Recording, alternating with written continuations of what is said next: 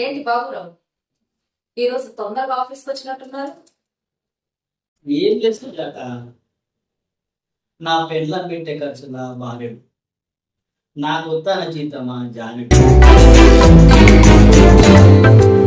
ఇట్లనే ఉంటే నా పెళ్ళం నన్ను విడిచిపెట్టిపోతుందేమో నాకు భయం అవుతుంది.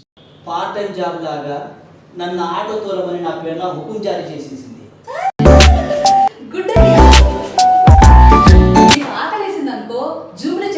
వచ్చేసి ఎందుకో నేను అక్కడ ఇడ్లీ, దోశ, వడ, బోండా అన్ని నా బొడ్డు దగ్గరే కొనుక్కొని తిన్నా.